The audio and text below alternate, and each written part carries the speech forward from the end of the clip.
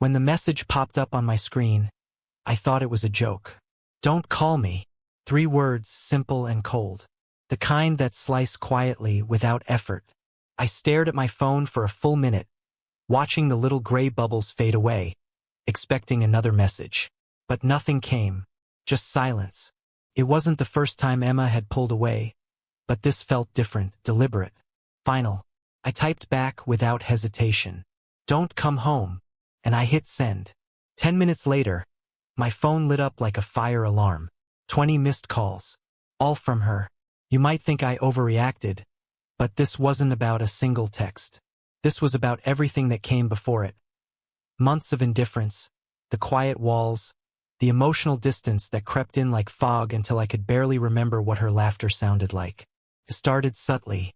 She began spending late nights at work, attending back-to-back meetings, coming home smelling faintly of perfume that wasn't hers. I told myself I was imagining it.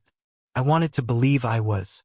But when you've been with someone for 6 years, you recognize the smallest shifts. The tone of her hey when she walks in, the way she doesn't look you in the eyes anymore, the way her phone never leaves her hand. 2 weeks before that text, I'd caught a glimpse of a message on her lock screen. It was from someone named Ben. The preview only said, "Last night was perfect." She snatched her phone away like a thief caught mid-act, muttering something about a friend from work. I didn't confront her that night. Not because I was weak, but because I needed to know for sure. I waited, observed, watched the lies grow bolder. She stopped saying goodnight, stopped reaching out, stopped being here. I wasn't living with my wife anymore. I was coexisting with a stranger. So, when she texted me, "Don't call me," it didn't sting the way she expected. Confirmed what I already knew. She didn't want space. She wanted freedom. Freedom from me, from our marriage, from responsibility. And in that moment, I realized something powerful. If she could walk away so easily, I could let her go just as easily. Don't come home. It wasn't a threat. It was clarity. At 8:43 p.m., I sent the message. At 8:45, the first call came in. By 8:53, there were 10. By 8:58, 20. She didn't just want to talk. She was panicking. I sat there in the dim light of our living room, staring at the vibrating phone on the coffee table. Each ring echoed like a confession she didn't want to voice. The irony? For months, I'd begged for communication. I'd asked her to talk, to open up, to care. Now, suddenly, she couldn't stop calling. At 9:01, she texted again. "Please pick up. I can explain." Explain what? Emma? The late nights? The perfume? The message from Ben? Or the way you made me feel invisible while pretending everything was fine? I didn't answer. Not because I didn't care, but because for the first time I finally did. For myself. I poured a drink, sat back, and let the phone buzz until it stopped. Outside, I could hear the faint hum of cars passing by, the world moving as if nothing had changed. But something had, deeply, permanently. It wasn't the end of a marriage that broke me. It was realizing how quietly love can disappear while two people keep pretending it's still there. By the time the phone went silent, I wasn't angry anymore. Just empty and free. At 9:20 p.m., I heard tires screech outside. Then the sound of a key fumbling in the front door. I didn't move. I knew she'd come. People don't panic over what they don't fear losing. The door swung open, and Emma rushed in. Hair messy, face pale, still holding her phone like it was a lifeline. "Why aren't you answering me?" she demanded, her voice trembling. I didn't look up. I just took a slow sip of my drink and said, "You told me not to call you." Her lips parted, caught between guilt and confusion. She took a step forward, then stopped like she didn't know where to stand anymore. "It wasn't what it sounded like," she whispered. "Then tell me," I said, calm, almost detached. "What was it?" She blinked, as if trying to summon a version of me that still believed her. I needed time to think. I was stressed. Ben helps with stress now? I interrupted. Her face froze. For a moment, she didn't breathe.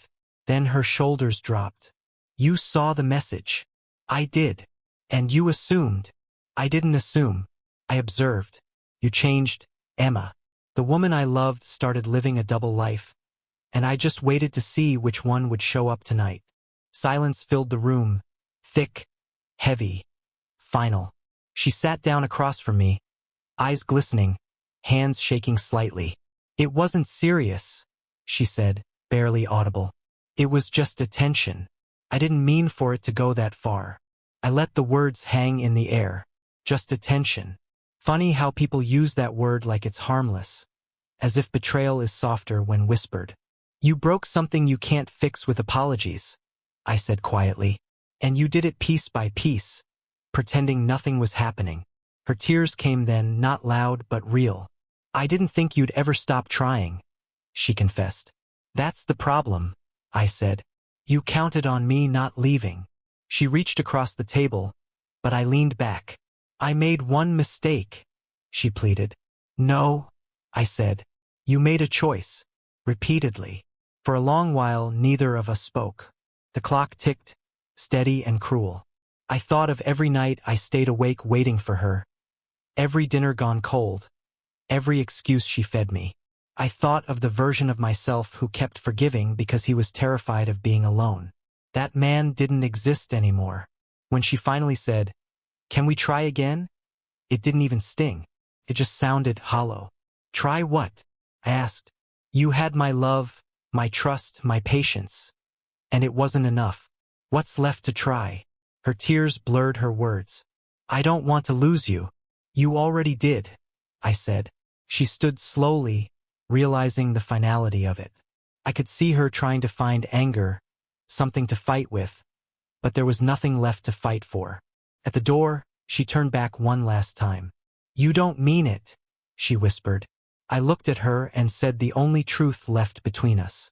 "I meant it the moment you told me not to call." She left without another word. The sound of the door closing was softer than I expected. Not a slam, not a goodbye, just an ending. Later that night, I sat in the silence she left behind. The apartment smelled like her perfume, faint but fading, like a memory already erasing itself. 20 missed calls, one message, and a lifetime's worth of lessons. I didn't block her. I didn't text back. I didn't need to. Sometimes the loudest revenge isn't anger or payback or some grand act of defiance.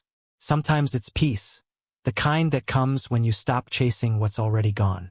By morning, I felt lighter, the kind of lightness that only comes after you've carried too much for too long.